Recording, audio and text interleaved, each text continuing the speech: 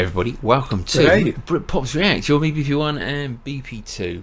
Over here. Today we're here with Apache helicopter, AH-64E Guardian helicopter from the US, which has come about because of one of our Patreons now, James Hawkins. Thanks to James. Hi, James.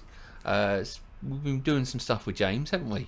We have indeed, yes. So the video we put out before this on the A10 Warthog, which we thoroughly enjoyed, that's a bit of a beast. In the comments, James put a comment in there and he said, as a retired Apache helicopter, and I thought, oh, that sounds interesting. So we reached out to James, a helicopter pilot. Did I forget that bit? Wow, he was just an actual helicopter. He might have been an actual helicopter. Yeah, oh, me and my mouth. As a retired Apache helicopter pilot, and we thought, oh, that sounds interesting. So we dropped a comment, said, oh, well, you know, would you mind doing a little video for us that we could use to introduce when we do the Apache? Well, he took it above and beyond that and produced a 20-minute video, which we will link in the description below and have it linked on the end screen here.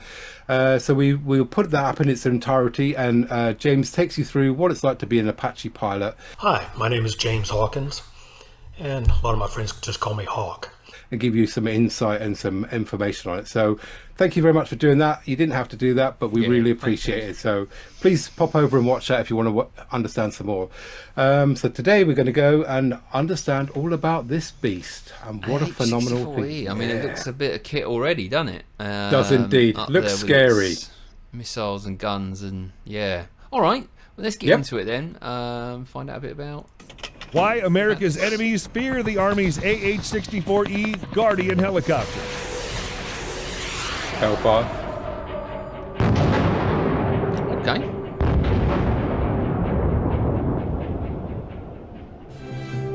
Get on targets. Yes. This Army will spend billions of dollars over the next decade to upgrade its iconic Apache helicopters to the latest and most likely last variant, the AH-64E Guardian.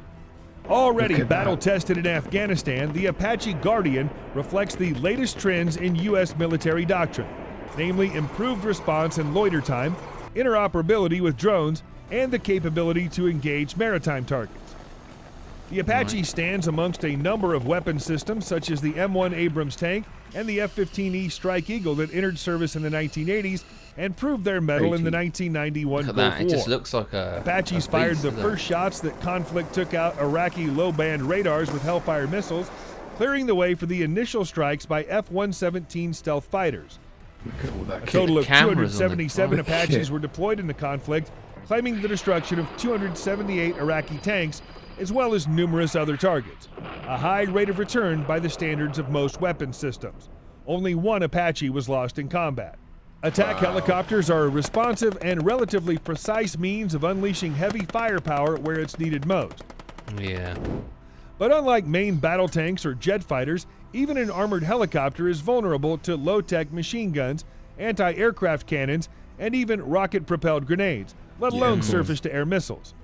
In later conflicts in Afghanistan and Iraq, AH-64s continued to prove their deadly effectiveness, but couldn't avoid losses from ground fire, including during an infamous raid against the Iraqi Medina Division that a strike group of 31 Apaches badly shot up by heavy machine guns and anti-aircraft cannons. The Guardian Apache was approved in 2012, 15 years after the preceding AH-64D longbow upgrade, which mounted an APG-78 radar above the rotor that allowed the Apache to detect and fire at ground targets outside of the line of sight. Look at that. However, this increased the Apache's unloaded weight by 15% to 11,800 pounds without increasing the engine power to compensate. Wow. Okay. The new AH-64E addresses this by installing a trifecta of new systems. More powerful T700 GE701D turboshaft engines, a modern face gear transmission system, and new corporate rotor blades, increasing the AH-64E's speed from 140 to 180 miles per hour. The Guardian Apache can thus arrive on the battlefield faster and loiter overhead for longer, 57% longer. Looks like an angry hornet, doesn't it? New hydraulic shock strut landing gear also improve the Guardian's crash resistance. Another upgrade is a manned-unmanned team drone controller data link, enabling the Guardian's co-pilot to remotely control and receive data from an orbiting Army MQ-1C Grey Eagle drone. This allows the Apache crew to observe the battlefield before they arrive and even hover behind cover, waiting for a target to be identified by drone so it can make a devastating pop-up attack. The Apache crew can even... How cool is that? Sorry, I have to pause it. Yeah. No, good. That is pretty cool, isn't it? Send the drone out, does the dirty work for you, pretty much. Yep. And then gives you the insights into exactly where you need to go. And banging on here, what's going on here? Well, I'm glad you mentioned that because our great friend James does a great part on the helmet. He explains exactly all about the helmet. The helmets are specifically made for each pilot. They retain those throughout their career because they're all custom made. So this they get all their information from this eye on the optics, and then the left eye is just normal. So that's for looking around, because wherever this eye goes, that 30mm cannon in the front moves with it. No. Yes, mate. As I say, James does a great bit on that, so I won't spoil it for him. James out, yeah. Yep. It's cool, isn't it? But like I say, it's just a mean-looking beast. And like I say, with all that radar on that, it can detect up to, I think it's about 130 targets and identify the threat. So it'll tell the onboard computer which targets to attack first in order. I mean, it's like I say, it just pops up behind something. And as James said, it's a stable platform, firing platform. That's what it's all about. You know, it's stable in the air to be able to deliver that devastating firepower. Impressive bit of kit. Yeah, we do have. I think we got about 50 UK ones in service in the UK Army and Air Force. So we do have them over here. Yeah, we do. I have seen one in the last couple of years. Actually, I saw one flying over here. And I knew very well it was the Apache because of the big guns that were hanging off the side of it. Anyway, let's keep going. Assume manual control of the drones to paint targets with a laser or launch the drone's Hellfire missiles. The latest Lot 6 batch of Guardians includes updated fire control systems that can identify and target ships at sea, presumably to rain Hellfire missiles upon them. Clearly, this is aimed at making the Apache more relevant to any possible conflict in the Pacific, as well as possible skirmishes in the Persian Gulf, although plans to make a naval version of the Apache died off long ago. U.S. Army Apache units have been practicing deploying on ships at sea anyway. British Apaches have already operated successfully from the HMS Ocean Amphibious Assault Ship during the 2011 intervention in Libya. In addition to upgrades to computer processors and software, there are also a number of useful new gizmos. A new ground fire acquisition system installed on the tip of the wing stub scans the battlefield with cameras for muzzle flashes from small arms, cannons, and rocket-propelled grenades, and automatically slews the Apache around to deliver return fire with its 30mm cannon. That's clever. Brilliant. Link 16 data links and later Guardian production lots will allow improved data sharing and networking with friendly forces. The computer software has also been upgraded with cognitive decision aiding system intended to ease the workload posed by routine piloting tasks. The Apache Guardians first saw action in 2015 when the 1st Battalion of the 229th Aviation Regiment deployed to southern Afghanistan for 7 months. They reported an 87% readiness rate, above the expected 80% average. The unit's commander noted that the Guardian's ability to arrive on the battlefield faster and loiter longer disrupted Taliban tactics, pinning them down for longer periods while the Guardian orbited overhead. The Apaches networked with friendly drones on 60% of their sorties, not just with Grey Eagles, but also smaller RQ-7 Shadows and Air Force Reaper and Predator drones. This enabled the Apaches to identify and destroy targets faster and thus achieve more with each sortie. However, training and doctrine on how to use the drones has yet to be solidified, and the Guardian's data links aren't fully functional yet with drone models other than the Grey Eagle. Apaches were also deployed to Iraq in 2014 to provide air support to American troops in country, and several are reportedly launching strikes against ISIS in the siege of Mosul. The Apaches expected to remain in service until 2040. The latest contract awarded in April is to upgrade 117 Apaches for $922 million by 2018. Ultimately, 634 Apaches will be upgraded to Guardians, and once those are 600 will be upgraded to. I mean that we got such 50. a phenomenal number, isn't it?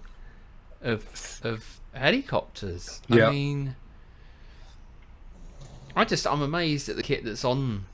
Yeah. On there, you know, the intelligence maybe the kit's not the thing that's making me wow. It's the intelligence of, you know, being able to scan for just that flash of where there might be a target. Yep. And then the 360 gun underneath, just firing a few in where that came from. Where it came from, yeah, just taking it all on. I mean, very clever. As I say, I think the one James flew was the alpha version, so now we're up to the E version here, the Guardian, so they're always adding upgrades to them. I mean, this guy's sort of, again, he's sort of going into the costs and the specifics. I think, like I say, James will give you more of an insight into, you know, how it is to fly it and things like that, so check that out. But I mean, it's just devastating, isn't it? But the Achilles heel is, like I said, they can be taken out, you know, by a $50 missile fired from somebody's shoulder. You know, that is the Achilles heel. They're only traveling at 180 mile an hour, and if you get a lucky missile off or a machine gun fire, you can take them out. So they got to be sort of wary of that as well. But I wouldn't go up again, like I say. But digging a big hole. Mate. Yeah, dig a big hole or find something hard to hide behind. Oh, dearie me. If you enjoy watching us at Britpops React, you can always buy us a coffee or a cup of tea at buyuscoffee.com/Britpops React. Links in the description. Cheers. And you can support the channel. Head over to Patreon. You can also hit the subscribe button. Do come with us at Britpops React. Sorry, I was meant to do that. Much appreciated. Yeah. All right. We were excited to get into this. Let's go. Yeah. Well, I am. Yeah, it's cool. It's interesting. You know what I mean? And it's that's what I like about doing the channel. You know, I find little things out, and you know, they interest me. So every day's a learning day, mate, isn't it? Are done. 56 brand new AH-64Es will be produced. Many of the Apaches will serve in new active duty attack reconnaissance battalions composed of Apaches taken away from the National Guard units to replace the retired OH-58 Scout helicopter. 50 of the new Guardians will also enter service with the British Army, and another 50 of its Apache longbows will be upgraded. Other countries slated to receive AH-64Es include India, 22, Indonesia, 8, South Korea, 36, Saudi Arabia, and Taiwan. Budget. Will there be future upgrades to the Apache after the Guardian? Boeing definitely thought so and sketched up a proposed AH-64F with a variety of flight performance enhancements, including more powerful engines, new stub wings to provide better lift while cruising, and an articulating tail rotor. However, the Army has recently indicated it's not interested in pursuing another major Apache upgrade because it needs the funding to introduce its next-generation future vertical lift chopper by 2030. New armaments, however, are possible. Boeing has suggested laser-armed Apaches for destroying drones, while an AH-64 recently test-fired the Brimstone anti-tank missile. Jeez, size of that thing. The Guardian may be the last of the Apaches, but it looks likely to see a lot more action in the decades to come. Right. He's got a gun in his holster as well. Yeah, that's in case they have to sort of to come out. Get out. Yeah. Okay.